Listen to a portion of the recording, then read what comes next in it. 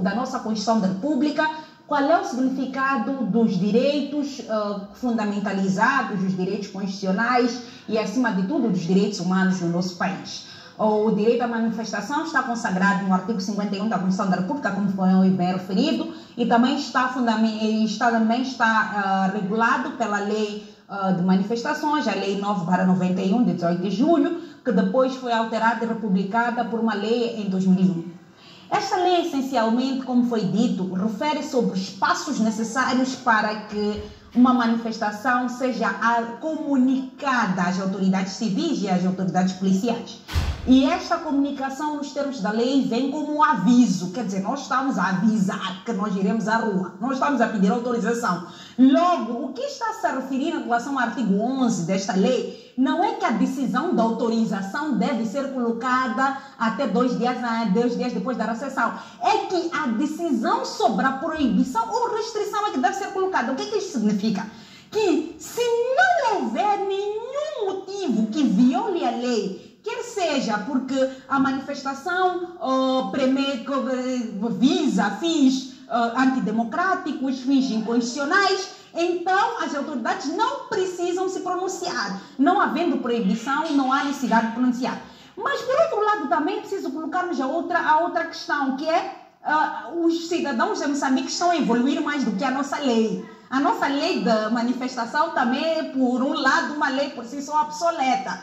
Porque, efetivamente, quando nós olhamos para esta ideia de uma série de restrições de manifestação, por exemplo, que não deve aproximar a 100 metros de órgãos de soberania, nós nos questionamos a que efetivamente visa a mensagem que se transmite numa manifestação pacífica. Ora, quando nós olhamos para outras paragens, por exemplo, quando se discutiu a questão do projeto de lei sobre o Estatuto dos Funcionários Parlamentares, e quando se discutiu no passado o Estatuto de Deputado, referia-se que fez-se um estudo comparado de outras paragens, como incluindo da França e não só.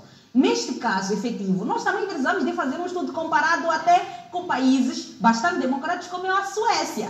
Por que eu chamo a colação à Suécia? Porque nós todos os dias ovacionamos a Greta Thunberg, que é hoje uma ativista climática mundial de referência internacional. Mas o que é efetivamente uma Greta Thunberg? É uma jovem que aos 15 anos começou a faltar à escola para sentar em frente ao Parlamento com dísticos a referir que eu não concordo com as abordagens do Parlamento em relação à mudança climática, eu protesto em relação à abordagem dos chefes de Estado em relação a estas questões. Quer dizer, um protesto que mostra que sem haver países que sem avisar, sem comunicação, o cidadão pode sair 1 ou 1000 e vai protestar. Acha que houve exagero da polícia, excessos na atuação da polícia, na resposta?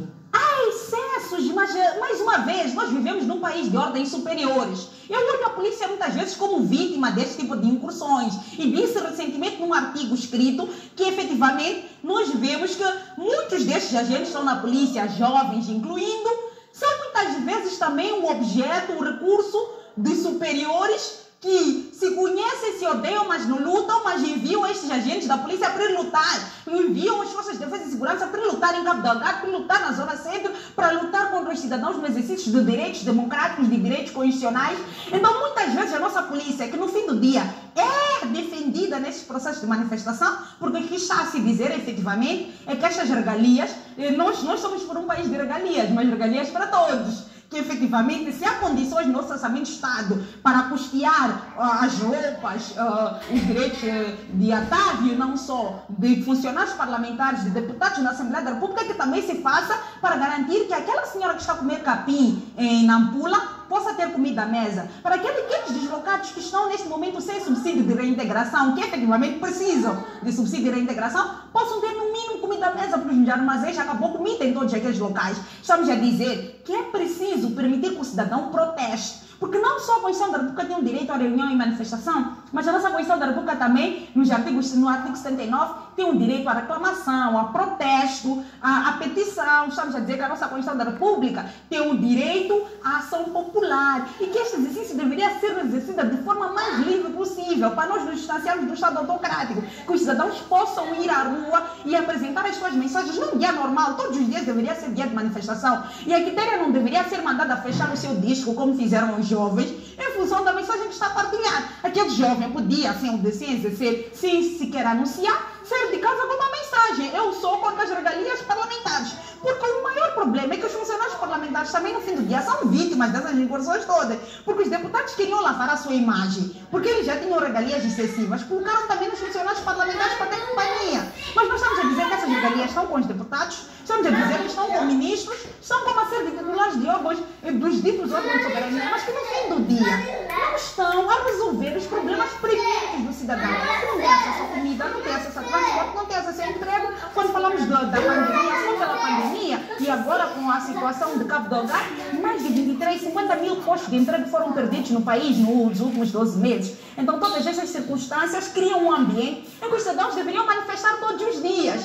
E o ato desses jovens de não desistir de manifestar pelo simples ato de terem sentido restrição, é importante até para os cidadãos para mandar a mensagem de que vamos manifestar todos os dias, que essa não seja uma manifestação que termina por aqui, mas que também a polícia se consciencialize, que independentemente de haver erros por parte dos jovens, por parte dos estudantes, o papel da nossa polícia deve ser didático. Não deve ser de intimidação, porque muitas vezes a detenção de um jovem, que não é feito por esses polícias, mas é feito na base de orientações superiores, é uma forma de intimidação e de mandar uma mensagem de que ai de quem ousar se juntar a essas iniciativas. Mas também foi assim com o PID. Quer dizer, se não tivessem prendido os cidadãos que manifestavam-se pela independência, que lutavam pelos direitos fundamentais, se não se tivesse perdido o sangue naquela altura, nós não teríamos a independência que temos hoje. Então, qualquer regime que sente os seus interesses perigados age com tamanha violência que na verdade indicia que está numa fase em que não confia,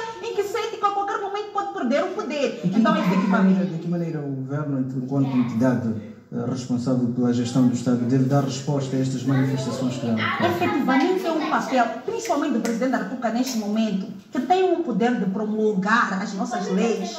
É sua responsabilidade primária que, se a lei chegar à sua mesa, não deve promulgar este tipo de leis. Mas, efetivamente, também tem que rever a sua consciência. Porque, como vimos com a situação da EDM, este não é um caso isolado do nosso parlamento.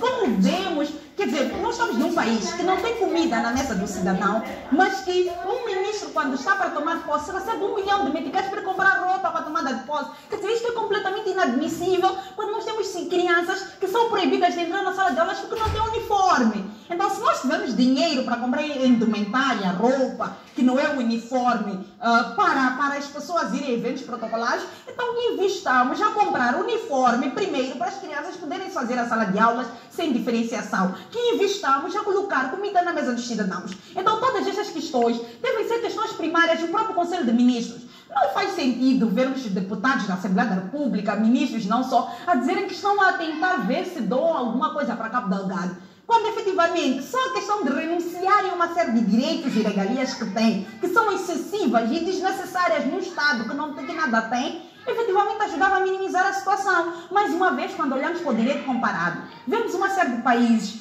Países Baixos, países da Suécia, da Suíça, onde o deputado não tem gabinete, não tem casa protocolar, não usa transporte público para se fazer o serviço, não tem nenhuma dessas regalias excessivas e, mais do que isso, não fixa o seu salário. Quer dizer, num exemplo como o da Suécia, que é o exemplo de um país que nos doa ao orçamento do Estado, ou seja, não tem falta de dinheiro para nos doar. Hoje, quem decide o salário de um deputado é um comitê independente que é formado por um juiz, um antigo funcionário público e um jornalista, quer dizer, que tem um distanciamento suficiente para discutir o que é efetivamente ético, próbido, o que é efetivamente real em relação ao contexto político, econômico, social que o país vive. Então, estes estudantes que manifestam-se mostram qual é o papel real da academia. De fato. De forma muito breve, que apelos podem ser feitos? Menos de um minuto.